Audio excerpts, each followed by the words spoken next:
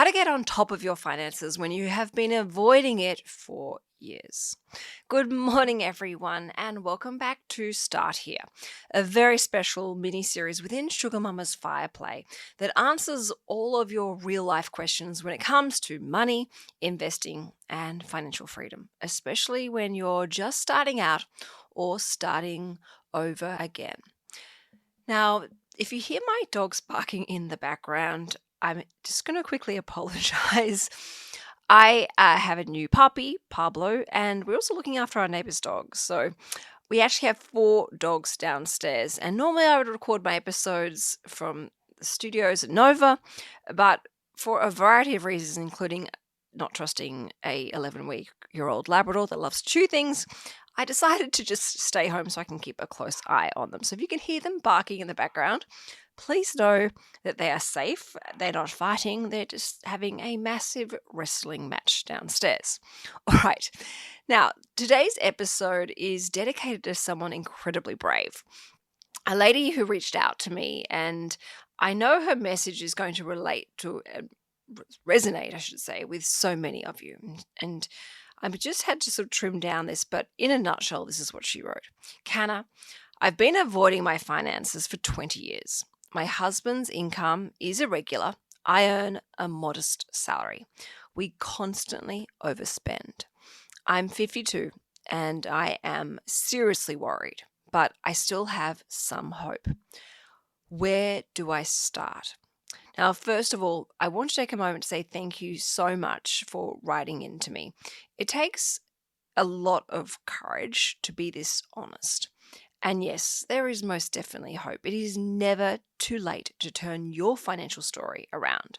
So together, let's break down what you can do step by step to get started. Okay, so let's do a bit of a mindset reset first.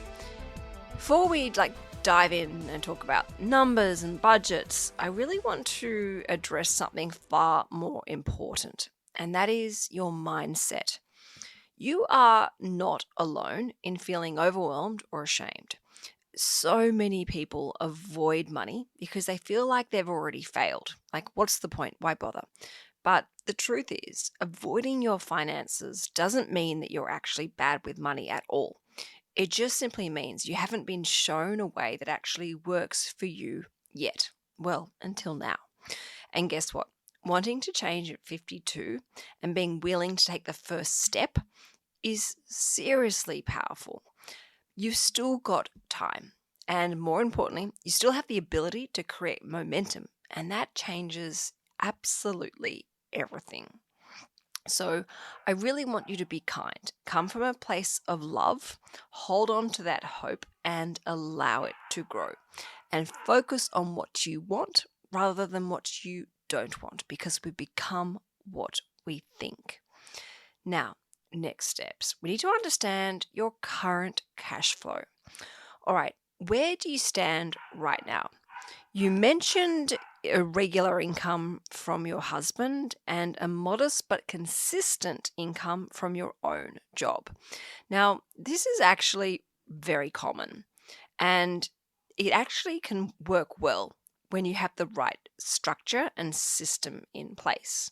In fact, previously, Tom's income used to vary and fluctuate, and mine used to be very stable. And then we had times in our lives where it went actually the other way round. So I know the system that works because I use it myself personally at various points in my life. But this is where I want to introduce you to what I call my drip feed strategy. So think of your combined family income like a bucket that fills up at different times during the month with different size drops, different size flows, that turn off and on or run consistently. And instead of spending that money as it comes in, you set up your own regular drip feed payment into your main spending account. For example, $5,000 per month. So what you're ultimately doing is creating a net salary for your household living expenses. That is a stable, consistent amount to cover the bills, the groceries, all the living costs. And the rest just stays in a separate buffer account until you drip feed from it again the following month. It doesn't matter whether the $50,000 a month is coming in there or $500 a month. You just keep that money there and you just take your set salary of, say, for example, $5,000 a month. Now, what this does is it starts bringing structure and calm to a chaotic cash flow. It is stable, it is secure, and you know exactly what is coming in. The trick is, though, to work out the right amount that you need and make sure, obviously, that the right amount is coming in to fund your needs.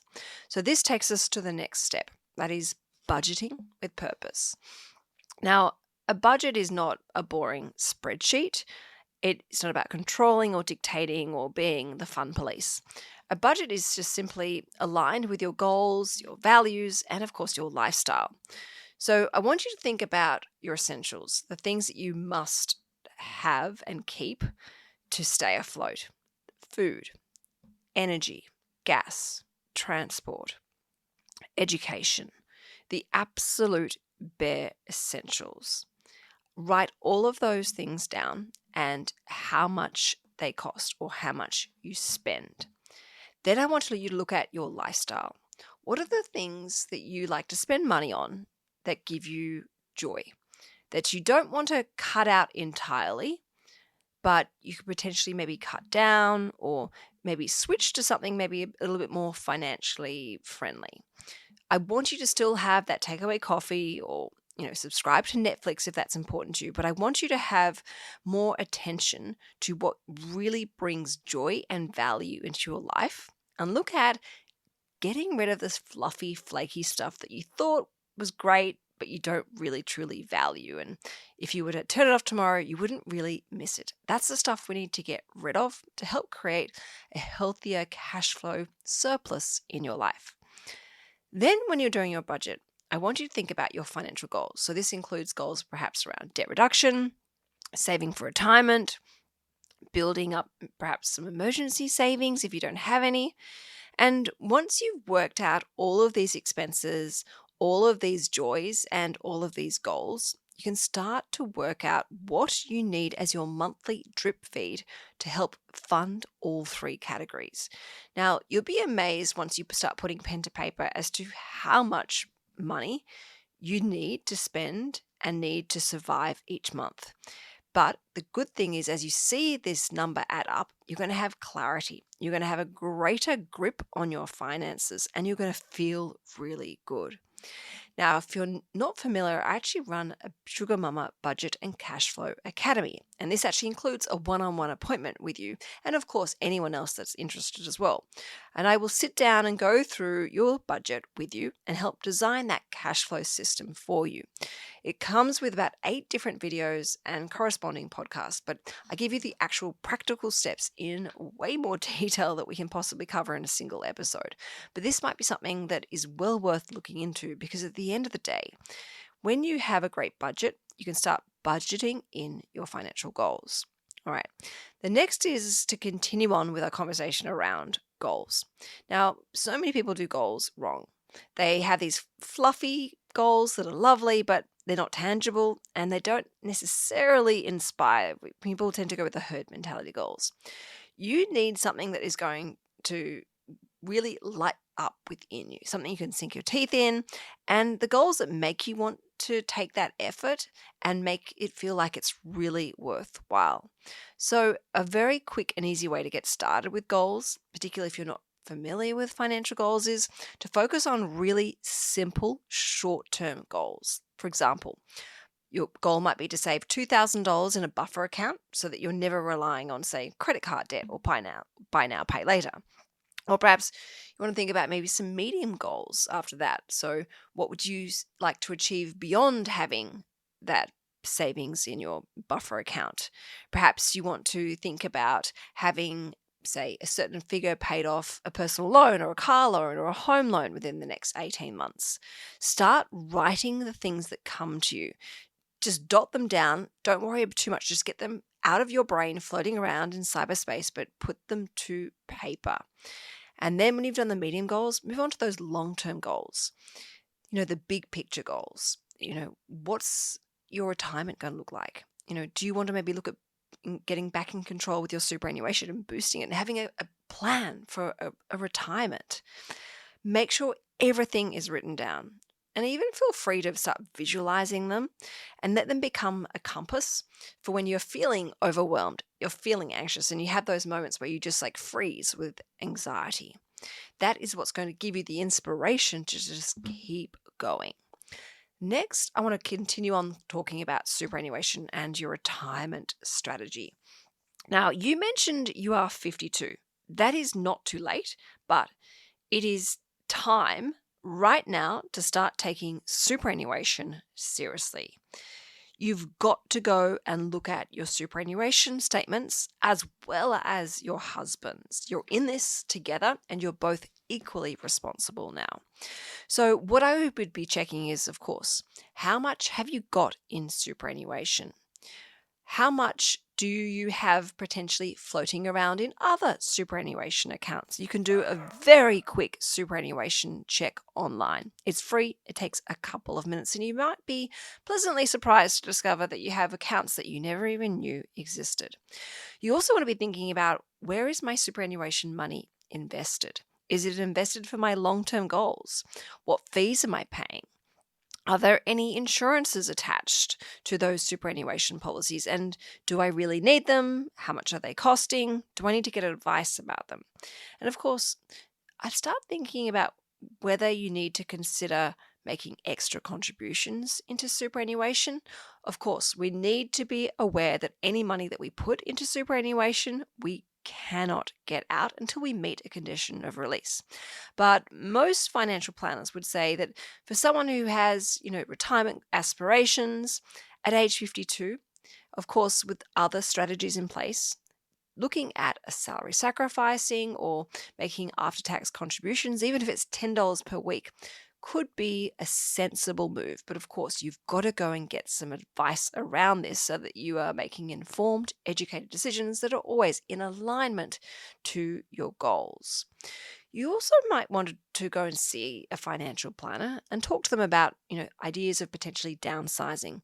Of course, I'm not aware if you're a homeowner, whether you have a mortgage or not, or whether you're renting, but if you can go and speak to a financial planner, they're going to be able to uncover a whole range of other strategies that you would have never heard of before, such as catch-up concessional contributions, downsizer contributions. There are so many different things that you can do out there, and they might even be able to talk to you as to what you might be entitled to, such as age pensions for when you reach age 67. But the point here that I want to make is you've got to make your super work smarter for you, not just sit there doing absolutely nothing. Now is the time to take control and see if you can make up for lost time. Time is essential right now. The next thing I want to talk to you about is debt. Now, you mentioned in your DM to me that you're just barely hanging in there. Now, I don't know the details of your financial situation, but it sounds like there might be some debt weighing you down. Now, if this is the case, I want you to write a list of every single piece of debt that you have, how much you owe, and who to. I want you to write a list, and this includes buy now, pay later, credit cards, personal loans, car loans, mortgages, etc., everything. Once you have done that, I want you to write them in the order of the smallest to the largest. Now, this isn't necessarily the most financially or mathematically best way to get out of debt. However, from personal experience, this taps into the psychological benefits and journey of being debt-free. Because juggling lots of different types of debt is like juggling balls. If we can get one ball out of the air, regardless of the size of the ball, it's going to be that little bit easier to juggle the remaining balls. Now, the fastest way to get one of those balls out of the air is to pay off the smallest debt first. So this is what I call my hit list strategy, and you just focus on putting minimum repayment plans in place for every single debt, and that should be factored into your budget. And then you would look to make additional lump sum, both regular and ad hoc repayments to the smallest debt you have. And you keep working on that debt, the smallest debt, until it's completely paid off. And then you apply exactly the same strategy to the second smallest debt. You work all the way down until you are eventually debt free. Now, there is something really stimulating about that. As you feel, you start crossing the people that you owe money to off your list and work down, and you realize the list is getting smaller and the total amount of debt that you owe is also getting smaller.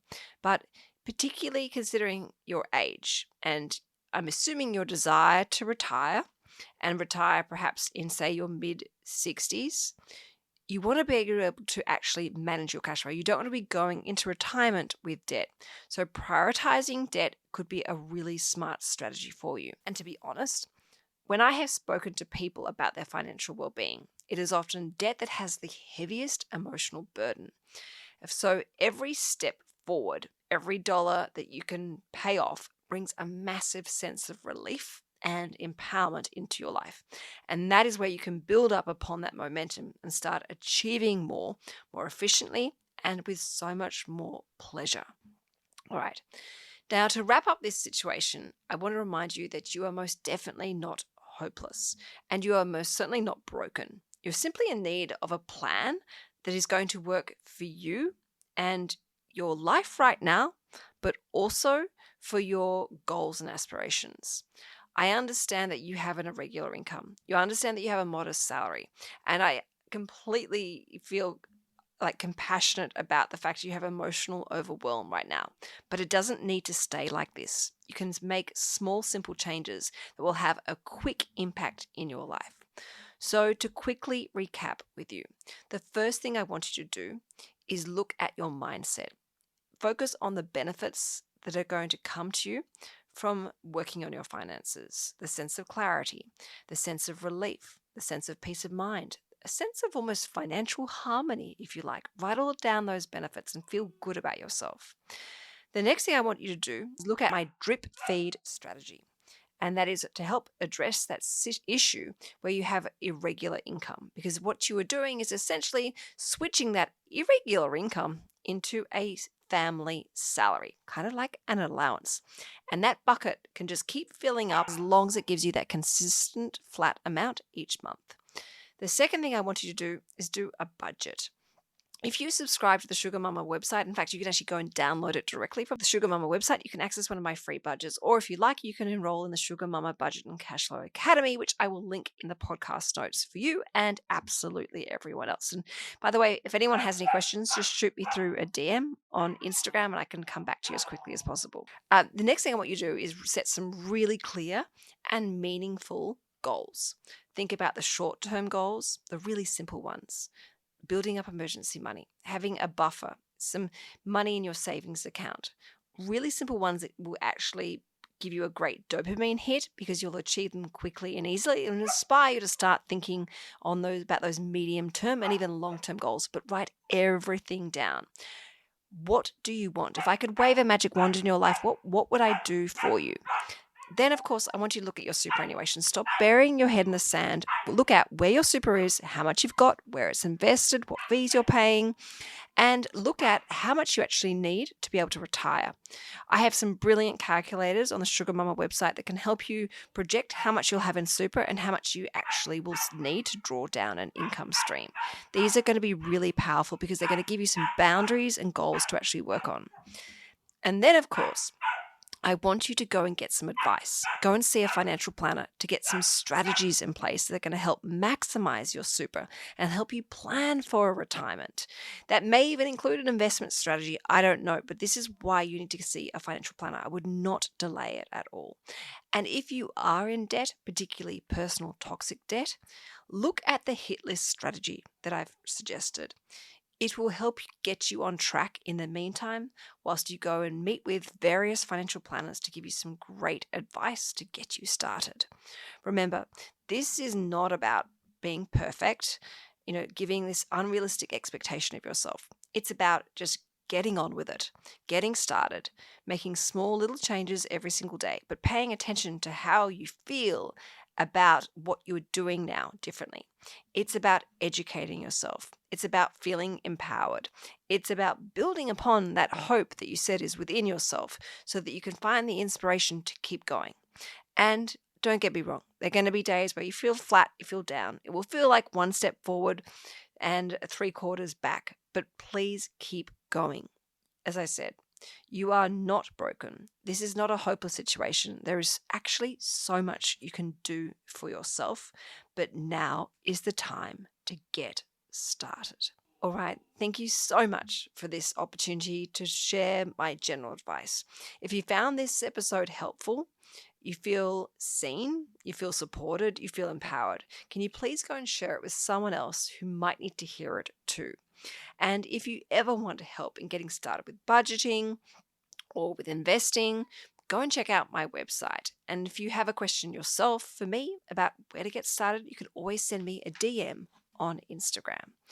All right, everyone, thank you so much for today's episode. It's been an honor, it's been a pleasure, and I look forward to connecting with you on Monday and again on Friday for Sugar Mama's Fireplay. Ciao for now. I'm about to go get that puppy of mine.